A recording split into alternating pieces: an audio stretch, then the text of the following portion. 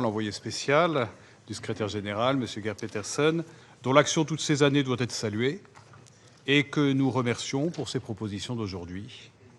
Saluer également le secrétaire général adjoint des affaires humanitaires, M. Tom Fletcher, qui nous rappelle l'urgence humanitaire, la nécessité d'y répondre, ainsi que vous, Madame Choubarji, importante voix de la société civile syrienne nouvelle.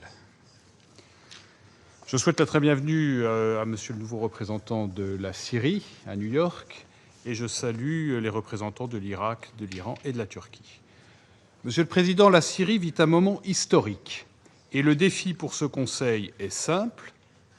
Comment l'aider? Comment se mobiliser autour d'elle alors qu'elle se relève d'une longue et terrible période de guerre civile et d'une période plus longue encore de tyrannie? Pour la reconstruction d'une Syrie réconciliée au service de la paix dans la région, l'ensemble de la communauté internationale doit apporter tout le soutien nécessaire. Telle est notre responsabilité. Ce défi a trois dimensions principales. D'abord, face à la situation sécuritaire en Syrie, il est crucial de rassembler nos forces avec celles de la Syrie afin de restaurer la paix civile et de protéger tous les Syriens sans distinction. Les violences ces derniers mois ont illustré l'ampleur des menaces au rétablissement de l'unité dans le pays et entre toutes les composantes de la société syrienne. Il y faut la volonté politique des autorités de Damas, fermeté face aux fauteurs de troubles, ouverture et inclusivité politique. Il y faut un esprit de justice.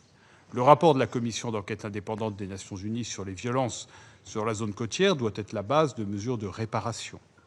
Il y faut de la constance pour que la justice transitionnelle contribue progressivement à panser les plaies du passé.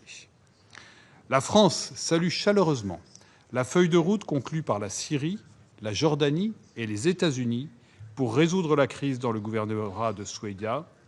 Cette feuille de route constitue une première étape vers une désescalade que nous souhaitons durable. Nous en soutenons la mise en œuvre rapide sur le terrain. Une Syrie unie et stable implique aussi l'éradication de la menace terroriste.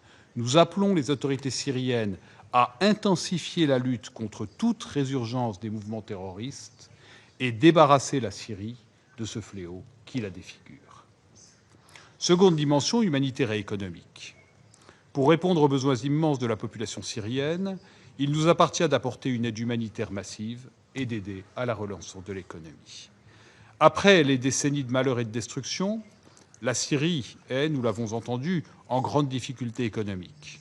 La souffrance est aggravée par le pire épisode de sécheresse que le pays ait connu depuis près de 40 ans.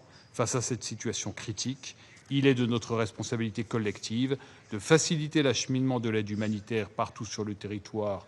Nous avons entendu le sous-secrétaire général à cet égard. Nous saluons également l'action essentielle d'OCHA et du personnel humanitaire à la suite des violences à Soueïda.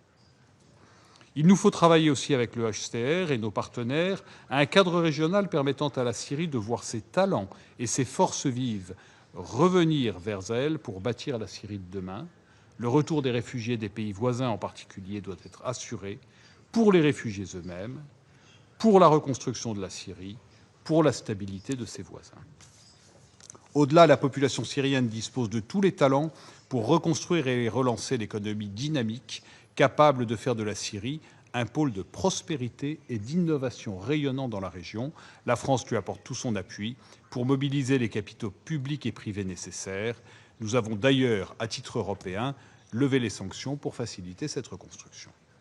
S'agissant enfin de la dimension politique et diplomatique, la France, conformément à la déclaration de Paris sur la Syrie, est déterminée à apporter son soutien à une transition syrienne réussie et à une stabilité régionale durable. Cette transition, naturellement, elle appartient aux Syriens, dans un processus où chacun doit voir sa voix entendue. Les élections législatives prévues fin septembre, les premières depuis la chute du régime, peuvent marquer le début d'un processus politique transparent. La Syrie doit être respectueuse de toutes ses communautés et confessions, sunnites, chiites, kurdes, druzes, chrétiens, alaouites. Les femmes doivent être actrices à parité et à part entière de la reconstruction de la Syrie nouvelle. Cette diversité a toujours constitué l'atout maître du pays. La France a accueilli le 13 février une conférence internationale qui a tracé avec les Syriens les principes et les objectifs du soutien international à leur pays. La France s'investit en faveur de ce processus de transition pacifique qui construira une Syrie nouvelle.